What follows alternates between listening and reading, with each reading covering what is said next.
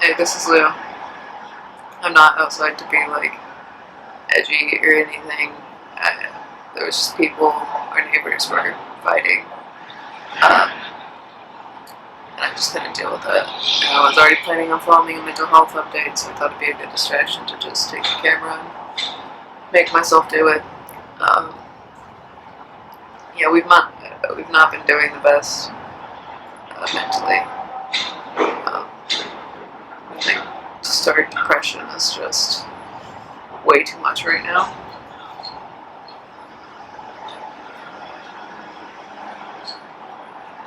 I've been dealing with a lot of like I'll put like trigger warnings at the beginning of this video, but it's gonna be triggering. I'm gonna be talking about mental health. That's gonna be triggering. Um, I've been dealing with a lot of like suicidal tendencies and self-harm thoughts. That's just been getting to a really low point.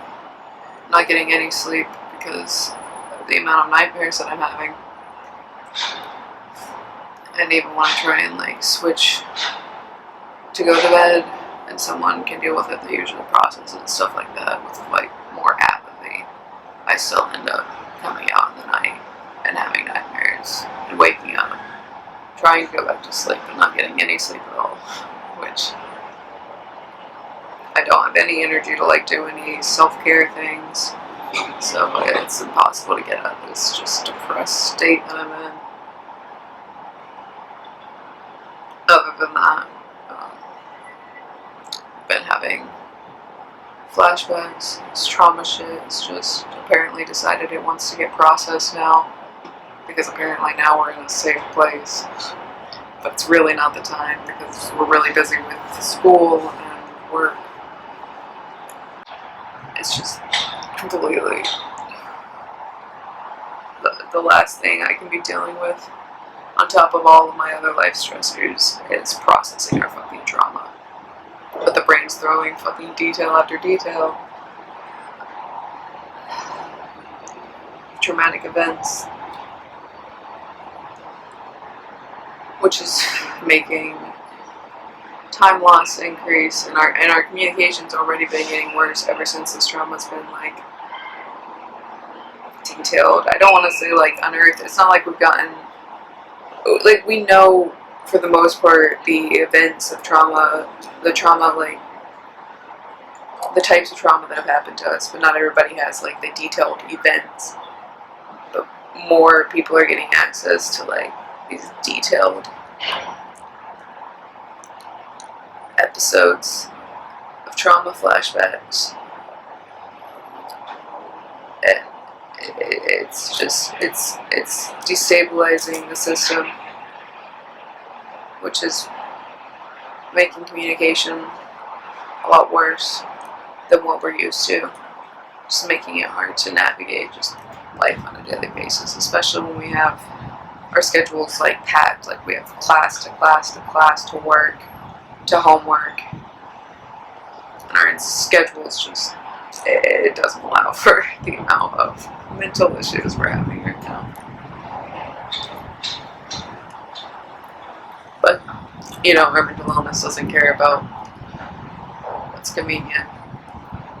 We had this triage appointment with this woman that ended up being an intern, but she told us that, you know, if we tell her as many details as we can about the trauma we've experienced, that she can match us up with the psychologist that'll be able to best help us. And, you know, I was the one that like attended the triage appointments because I know the most about like our general like trauma narrative. But she just like, she made us go into so much detail about a lot of really sensitive stuff. Like once I told her that we were groomed and sexually abused as a child, she wanted to know like all of the abuse events that happened, and specifically what happened to us. And I knew that that wasn't going to help her to match us with any kind of psychologist, but, you know, just a part of me was like, if I give her what she wants, we'll get actual help. We'll be able to be matched with somebody that can help with our trauma, that can help us process this shit. it eventually ended up that there was nobody on their team that could take our insurance, so nobody could help us, and she just ended up like making us poke and prod through all of this trauma for literally nothing. And so now I guess maybe we've like unearthed all of this shit that now we can't put back into this box, and now for some reason the brain, I don't like referring to it as like some third party, but I don't know, the brain thinks that it's time to bring up all of this shit to try and process all of this, even though we don't have the help that we should have, and we shouldn't have poked around in it. But now it's too late. Or maybe, this is all coming out because now, we've moved to a new state where we're like far away from anyone who's abused us, and so in that way I guess we're like safe and stable. But we were on our own before this. We were on our own in a different, we were away from our original abusers. Like, we were in a different state from our abusers, but we weren't stable. We were living on our own in another apartment, and we had just left. We were staying with this toxic family. It wasn't our family. It was a friend's family we were staying with after we left our original abusive home. We stayed with them for a while until we turned 18. They ended up kicking us out, and then we got our own apartment. But we didn't really experience like a resurge of trauma whenever we left that other toxic family and got to be on our own, but things were really unstable then, so that could be why it's all happening now. But we did have like, we had our communication get rattled and trauma start getting unburied whenever we left our abusive home originally and went to that toxic household. So,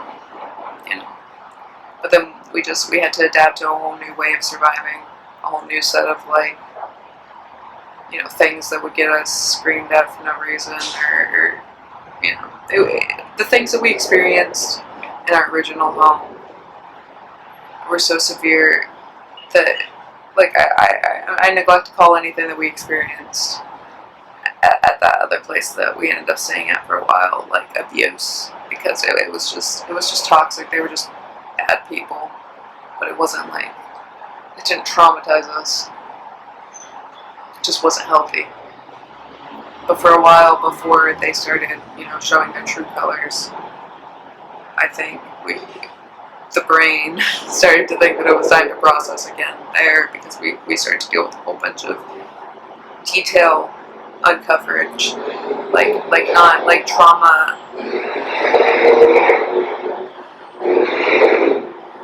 Because when we left our home originally, we started to deal with a new insurgence of like trauma memories related to people that we had tried to develop bonds with, because they were like the lesser of two evils. So we started to get memories about that. And originally, whenever we were still in our abusive household, our primary abuser was court ordered to be like removed from the household. And as soon as it started to seem that they were going to be removed is when like our DID symptoms started to become more overt. We had a persecutor protector that started to lash out outwardly and inwardly, but it became noticeable to the point that other people stepped in whenever that abuser started to become removed, because it was that part's job to deal with their more erratic tendencies. And so when they started to feel like they were losing their purpose, I guess they started to lash out. And when that abuser was finally removed, I want to say that like everything they did, came to surface, because like from like 12 to about 16, the abuse that we were experiencing from them, there was like a huge spike in it. So it's not like we weren't surprised to be getting memories, but like I guess we realized, we used to think that like from a certain point, like when we were younger, we were safe, but we started to realize that the abuse went back a lot farther than we thought with that person after they were removed. So yeah, more detailed memories started to resurface of their trauma that they caused after they left. And ever since then, it's just been a cascade of trauma. Each time, you know, we get a little bit stabilized or a little bit safer, more things come like piling on. And right now, I guess because we're the safest we've been, maybe that's why.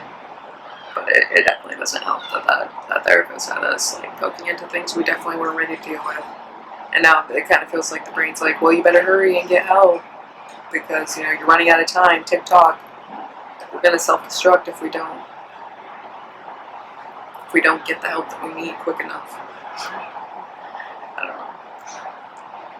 It's probably just another, you know, bad period. We go through these every now and then when trauma does get bad.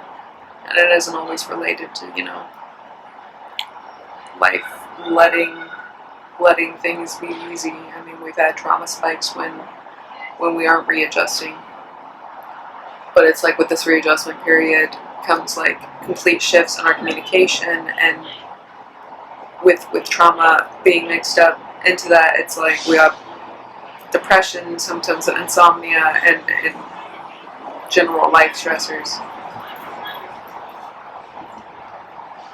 I'm sorry if this was really depressing. I don't know why anyone would want to watch this. I don't see how it helped anyone, but I don't know, maybe it helped us. I don't know. It at least helped me get my thoughts more ordered out. Like I feel less confused about everything that's going on. So if you watch this, thanks. Thank you.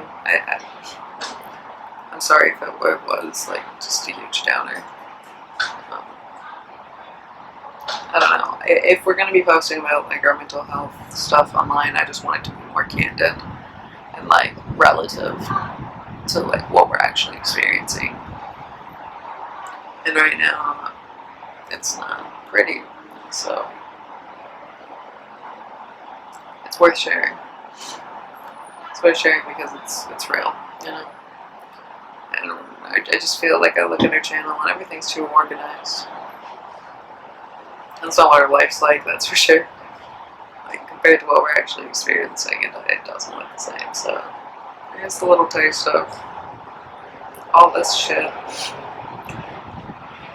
And I don't expect anybody to try and, like, fix it. I don't expect anybody to try and make anything we're experiencing any better because y'all are our therapists. I'm literally just here to rant and to feel like, you know, people are listening. Because for some reason people do watch this, and I really do appreciate it because it's a lot better than screaming into the void. So thanks.